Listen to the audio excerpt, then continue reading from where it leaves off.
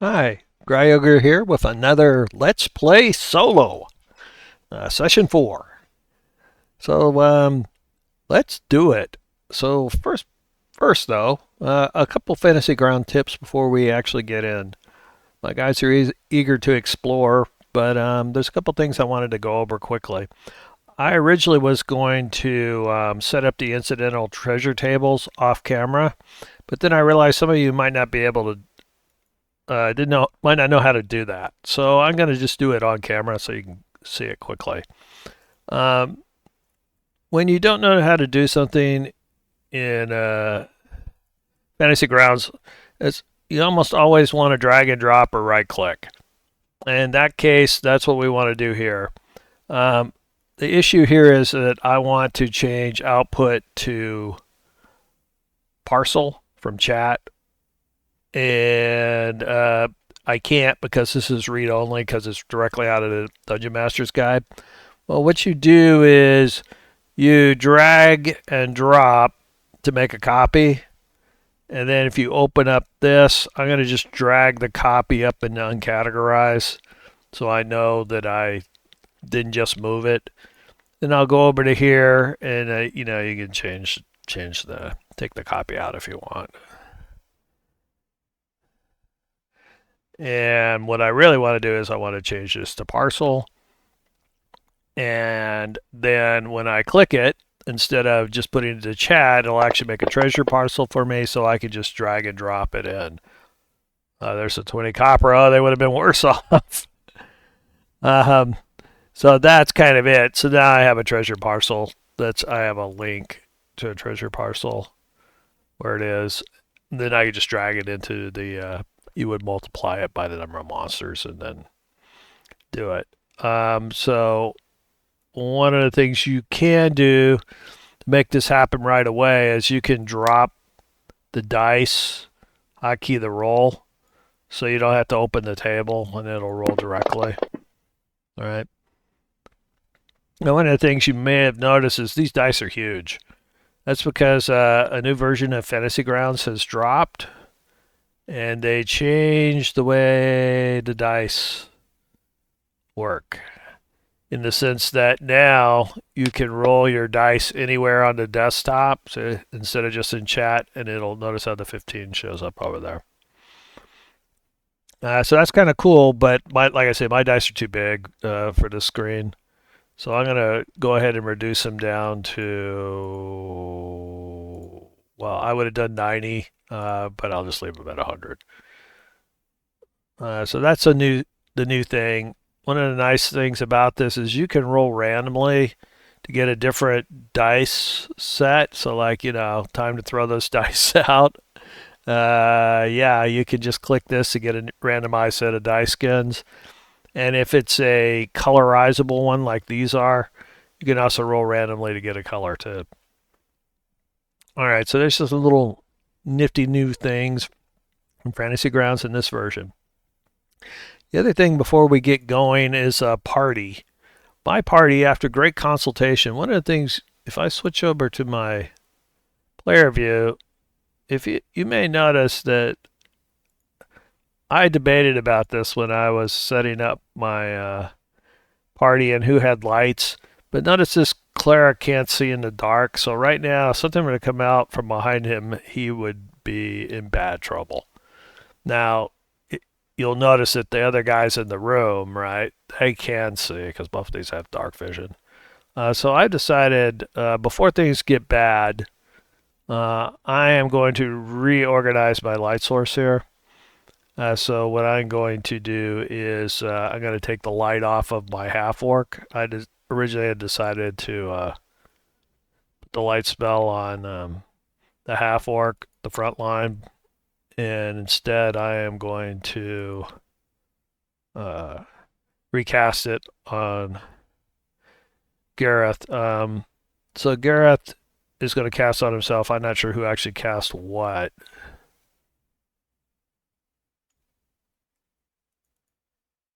Ooh, did I put it on twice? Yeah, I did. I double clicked when I should have clicked once.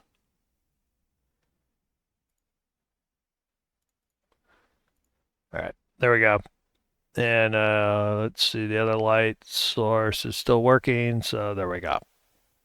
So we recast on that. That way, if the party gets spread out a little bit like the way they are, Gareth, the two people who really can't see have life spells on them.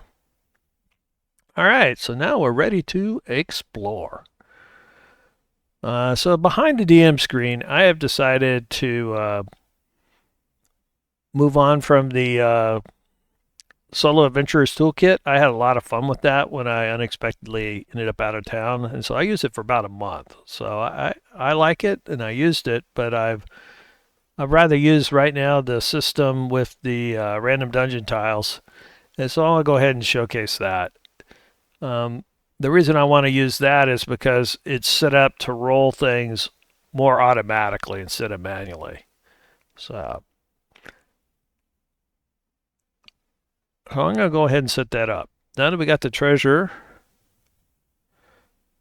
let's do that. So using our random dungeon tiles, if we go down to Let's Play and placing the tiles, starting out is how to place the original tile. Placing tiles, generating descriptions is after the first tile. So you can read through all of this, but basically I wrote it. I suggest that you pin this stuff so you can get to it quickly. So there's basically two exploration tables. There's early exploration and normal exploration.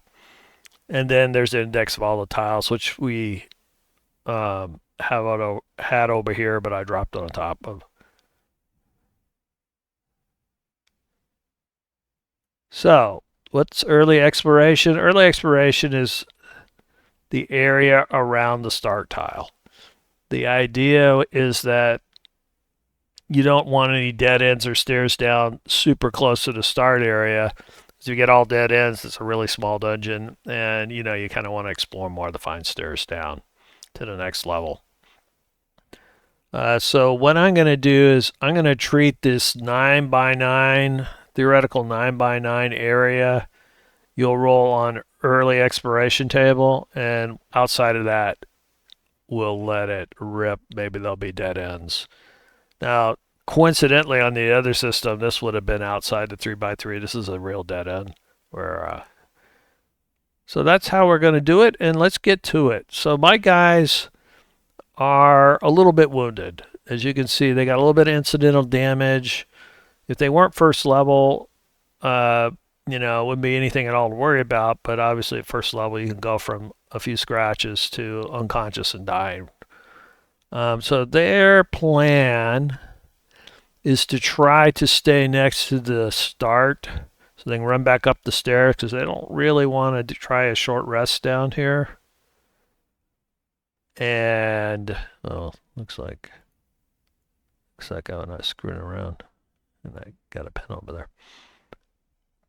So they want to be able to escape. So their plan is to kind of explore down this way and see if this connects, which gives them an easy way out, and then they can explore a little bit further because they don't want to get too far from the start because of random dungeon encounters. So let's do it. So we're going south, and so this tile is 1, 2, right? 1, 2. This is one of the 9x9 tiles. No, actually it isn't. Oh, it's 2 tiles out. I said 9x9, didn't I? So 1, 2, 1, 2. Those are the early. So this is going to be one of the early tiles. So I'll roll out the early tile exploration. So I'll bring this up and roll. But one of the things you can do, like I showed with this table, instead of bringing this up and rolling every time, I'm just going to drag the roll back down over it. So now when I click on it, it'll roll right away. All right, so I got a 4-way hall. So it's a 4-way. So my dreams of connecting up, for the party's dreams anyway, have continue. So now that we've got that, let's go over to here, open up the index, and I also renumbered these a little bit, so you can just go directly to 42. 37, 42, which is the answer to everything, right? Well, let's go ahead and put it right there. Pretty close. So in theory, obviously with 4 ways, you don't really, the position doesn't matter because they're all going the same way. They're in, and let's see what's in that hall. So here's where we get to showcase some of these new tables. And you can see that there's some stuff here. Well, maybe you can find a monster, maybe there's a challenge, maybe there's a secret. So let's generate it and see what it is. It's clay bricks. I'm going to also start putting my pens off to the side so they're not in the way. A lot of times you put the pens in the middle of a tile because you have more than one room on it. But the way these solo tiles are set up, there's only going to be one encounter per tile. So you can get away putting 1 pen per tile, generally speaking, as far as descriptive. All right, so we've got it. We haven't found anything yet. So we got the I think that's different. Let's see what our other stuff was. So our last, so we went from orange to bricks. So the floor changes, which makes my guys nervous because successful or at least living parties are usually nervous. I'll get myself back into order and start moving. If we can open up my party sheet, we'll see that I got 2 fighters, and then so we can move in a square. I'm going to put him on top just like we did before. The cleric's right behind the half orc, and my little scaredy cat rogue is behind the dragonborn. All right, so they're exploring. They're pretty, so far their dreams of having everything connect up so they can make it or escape if anything goes bad seems to be working. They're still hopeful. So they are going to move right down. And look both ways. And hopefully look to the west, hoping that it connects. Gives us a fast out. Will it? All right, so once again, this is a early exploration area. So we'll roll. We got a straight chamber, which means it connects. Let's pull up our index. Straight chamber is 27, so we'll just scroll right. These things are all in order. So 11. They're not quite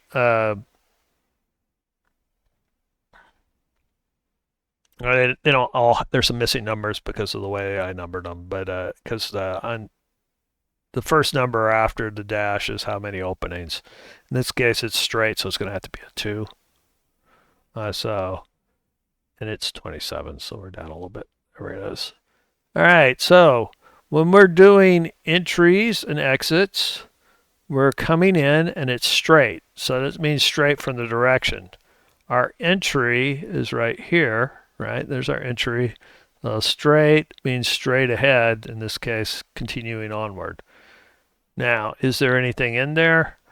You may remember there's a chance there is. There's a chance there's a monster, a trap, or a secret. We won't know till we generate it. And in this case, there isn't a monster, secret, or trap. So we will take a look at it. Oh, iron plates again. With wood. Oh yeah, this will get their juices flowing. Oh, and the roof doesn't look very safe either. All right. Decorated red handprints. They seem to represent the shot of all types of humanoids. Oh, and we got a skeleton. Well, because skeletons never get up. So my guys will, they're going to walk through just to make sure. I'm going to put the pen. The entries and exits matter a lot when we have to get the doors because the way the doors are done is where by the entry, by the straight, by the right and the left. Um, and some doors might be trapped, some might not. So I start putting the pins by the entries. Because, see, like from here, I could have come either way. So which way was the entry? I want to be consistent, so I'll mark it that way. All right, so my guys will walk around and the skeleton, waiting to see if it'll jump up and attack him. Um, and to their relief, it does not. So they will go ahead and move around. And then just double check that that's really, yep, it looks like the stairs. All right, so now we feel better. We feel that we can explore this way further and not have to wind our way through. Hopefully less chance of wandering encounters. So we're going to go, well, we could go west, or we could just come into this room and I mean, we could go east over here, or we could continue west. I think they're going to continue west. They're a little bit nervous, and they might as well explore in this direction, seeing how they're already here. So we're going to go on up and take a look down this way. So this is clearly early explorations table, so we'll go ahead and roll that. And we've got a straight hall. All right. So the straight hall is 28, which is right here. We'll just drop it like right there. And it's straight. And let's get it going the right way. And let's see if there's anything in that hall. In this hall, rough-hewn floor and a flat ceiling. And nothing that makes them nervous. Continue to pin that a little bit closer to the entry side. Well, we're moving along. No sign of monsters, but then that's what happened before their other encounter, so they're gonna head on back, head on down.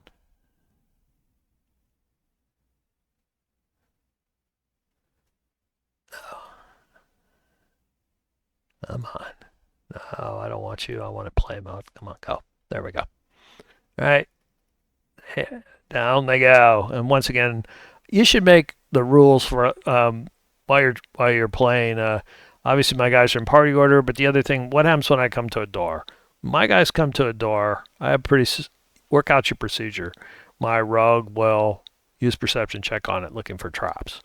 He will then, if it's trapped or locked, he will then first remove the trap, then he'll unlock it, then he'll listen at it, right? You want all these standard set of procedures so you can move right along. So we're still in early. This should still be an early tile, so I'll go early exploration tile, so I'll roll again. And we've got a hall left turn. So left is we're heading this way, so left will be south. And it's number 23. So let's find it right there.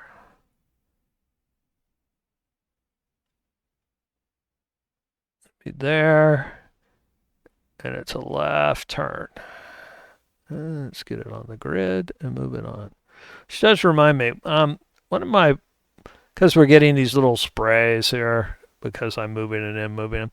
One of my playtesters asked if there's a way to put it down a little bit, these tiles down a little bit more exact. I'm going to take this tile off and replace it. So there is a way of doing that. If you want to place the tile precisely, what you can do is we're on layers, click tile, right? And then drag and drop the tile. We want hall left turn, number 23, right into the tile. Now, the thing about this is if you do it this way, you're going to have to rotate it. So I need to get it left. But then the thing is, notice how I have this thing on my cursor, so you can precisely place it, right? Though it's remembering the spray from before. But that's how you can place it if you really want that precision. To me, dropping it in there and then having to rotate it is a little bit slower, and I don't care that much about the. But that is a way of doing it if for some reason you need to be a little bit more precise. All right. So let's get back into play mode. Let's see what's in there. Got a left turn hall. Oh, things are quiet. Are they too quiet?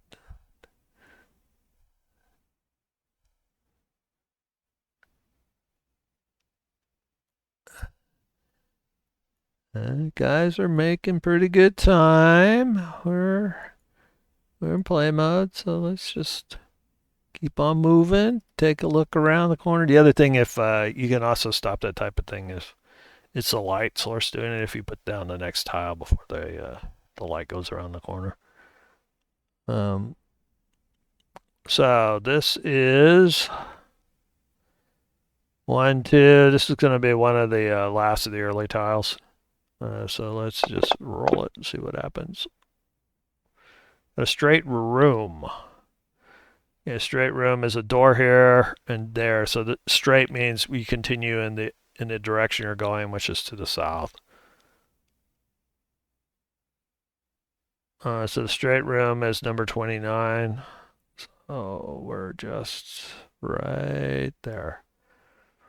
Now, obviously, I could orientate it and spin it, but as the doors are opposite from each other, the direction doesn't really matter. If you're ever getting confused, though, remember the dot should be away from the party after you finish rotating it. But in this case, they're both, assuming I dropped the right thing, there should be doors there. And there are. It's kind of hard to see on this map. However, partially that's because there's no light on in the map right now, but you can see the doors right there. All right, my guys come around the corner and take a look. And they're going to see a door. Now, I've already talked about what my standard door opening procedure is. Also, my guys, the front fighters will be 10 feet behind the rogue. So, we got a door. Let's take a look at this room. We haven't had a room yet because the solo play doesn't have rooms. So there's the room. And let's see what we got. Once again, I'm going to pin it near the entry. Right there. Because they're coming in that way. So this door is made of fir planks with scarred wooden handle. There's a chalk arrow. Points towards the lower hinge. Yeah, that doesn't get the rogue work. Okay, so then there's a straight. So that's how they're done. So that's why you need to know where the entry is. The entry's here. Because it may not be immediately obvious which is the entry and which is the exit on these type of straight things, because it depends on which way. If this ends up connecting back somehow, then it wouldn't necessarily be obvious. So we've got more stone carving. I really like this stuff. Roof is covered. Colorful streamers. There's some really good emphasized holes. Gee, will that makes them something that comes shooting out at them? They don't know. They're definitely going to take their time going through this room. Okay, one of the things though, by this description, I know there's no traps. So from my solo play experiences, I can zoom through this room pretty quickly. Now the characters don't know that. So I'm going to go ahead and spend some time working on the door because it takes a minute to check doors. I also know there's another door on the other side, so I'm going to go ahead and do the time for that too. And then these holes in the walls are truly suspicious, so my guys are probably going to take a minute making sure there's not going to be either a monster or a trap coming out at them. All right. But from my play experience, because I know all this and I already done it quickly, I'm ready to move on to the next tile.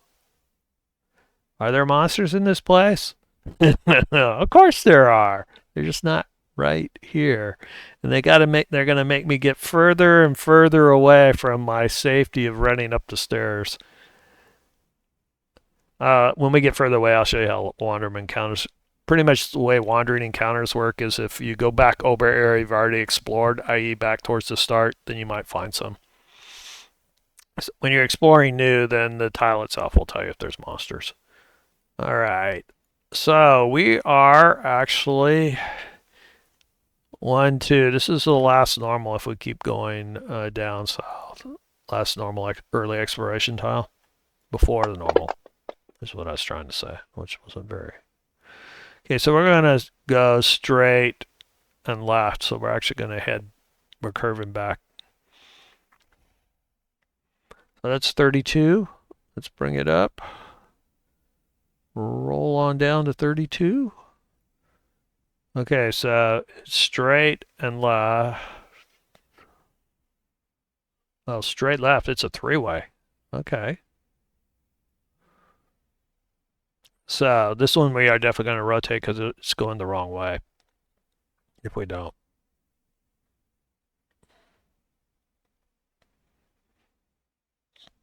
Let's drop it. And this, do I have it right on the, yeah. There we go. Okay, so it goes straight and turns left from the party's orientation. Now this is a chamber, so there's no doors. Let's go ahead and find out what's inside. So far we haven't found anything. Yeah, we're probably going to get 4 encounters in a row. So I'm going to keep doing off to the side by the entry. And then my guys get to make a decision. Their current thinking is we're going to hang out around the start area. Though if we look at our current map, this one's not going to connect. So they will try, but they're going to have to get further away from the start area. All right, so back to play mode. Our guys continue to explore. Get down into this room. Let's see how paranoid they are. So warm stone blocks, flat trade ceiling. Remember, you can actually look up the ceiling descriptions here. Flat, and then trade right here. Similar to a coffered. So these are interesting stuff. You can go look them up on Wikipedia and stuff. They have pictures. But they are here, so you can go. You can go look at the descriptions. That's what I did. Honestly, I went to Wikipedia and looked at them all. All right, so we're gonna go left. So 1, 2. This is the outer edge of the earlies.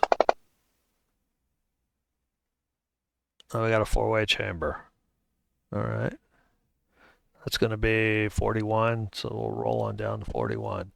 Now, as you become more and more familiar with these tiles, like I don't find it particularly hard to zoom back up and down. However, you might find it easier to use the assets. And if you set it to about 4 wide. Now, you want to search on, I already done it, but you want to search on RD1 and then open the folder. Here, let me show you. So if you search on RD, now the module has to be open for this to work. And then I get RD1 geomorphs. If I click this, it shows you my geomorphs. If I drag it down a little bit, I think I can get another, yeah, can I get another set? No. All right. So this, in 2 pages, I can have most of them. So this may be faster once you're comfortable with the tiles orders, because you can just drop the tiles quick from the assets right into there. I don't find it particularly difficult to just use these though, with the scroll bar to move them up and down. But if you have a bigger monitor in particular than I do, then you might find it much easier the other way. All right, so 41 four-way. Chamber. It's going to go right there-ish. I missed. Okay. There we go. All right, four-way chamber. 4 ways to be ambushed. 4 ways to lead to treasure. 4 ways to find monsters. Oh, still nothing. Colored ceramic 4, though. Small spout of water about 3 inches high bubbles up from the center. Oh, good. The floor will collapse on us. The water runs slowly along the wall before it seeps into the floor. There's that flat trade again. They're consistent. One of the things you could do, by the way, if you're right, like you can use these chamber descriptions and stuff for your own. You can make a pretty strong case if you want a consistent looking dungeon to just do a roof and a floor for like a level. And that would give you a certain look instead of having, this is kind of disjointed, but that's kind of cool for, I feel that's kind of cool for what I'm doing, where I'm doing tile by tile. I want my tiles to be a little bit different. But if you were like using this to build your own dungeons and you want a more consistent look, that's one of the ways you could do it. All right, so bubbling water, possibly dangerous floor. Yeah, I'm gonna put it by my entry over here. And they're gonna go this way.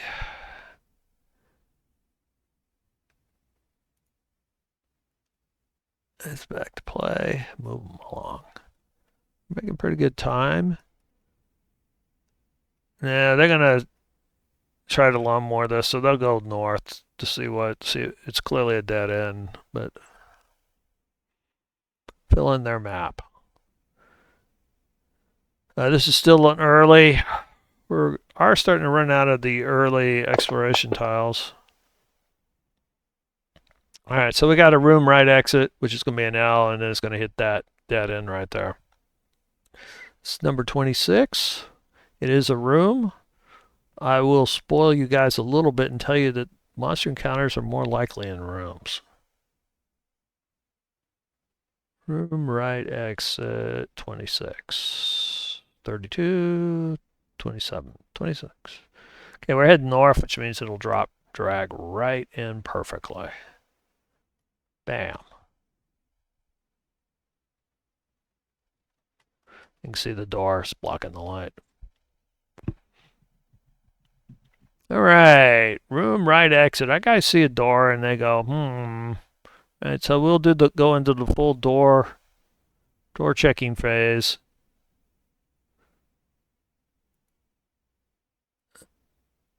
And so we got the entry and then the right exit. And oh. Well, we got stuff happening. Lots of stuff happening on this one. All right, so things get exciting. Okay, so I do want to keep track of where the entry is, so I'm going to put this right over here. And okay, so first thing is the entry door stuck. Of course, the thing that got my attention is there's a monster encounter in there. So my guys will do the standard stuff. It's going to take it takes a minute. You can also, I've now traveled quite a few tiles. I'm going to take another minute off for traveling that many tiles, because and then I'm going to take another minute for the door. My guy's going to find that it's not trapped, not locked. It's stuck, but he's not going to... My scaredy cat is not going to actually try to open. He's going to let the fighters do that. So they're the ones who are going to find it. So let me set this up. I'm going to go back to the party sheet and get them orientated right. They're heading north, so let's just flip them around. That's my guide, so when I drag and drop it, the room description. I'll get it back in a second. I'm going to put them right there, just short of the door. So we're in play mode, and we're going to play. So we got a monster encounter. Also, by the way, the other door was trapped. Usually, the monster in this room know that it's trapped. Why would you trap a dead-end door? Good question. In the logic of solo play, because that's where they keep their treasure, right? So these guys, all their incidental treasure is going to be on the other side of the trap door, right? There we go. Got the logic. Let's find out what's actually on the other side of the door, though. Now, this has the potential to be an interesting encounter because they're going to try to open the door and it's stuck. So the door won't open. They are quite likely to make noise, which means the monsters are not going to be surprised.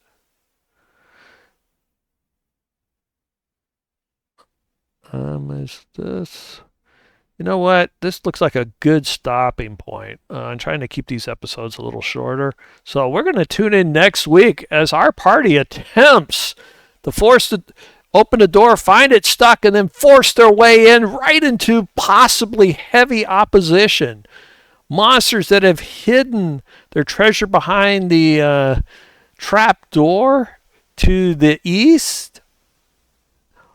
Or maybe, if they're stupid monsters, maybe there's just some dead adventurer, some party that didn't make it. Stuff is over there. All right, we'll tune in next time to see what happens.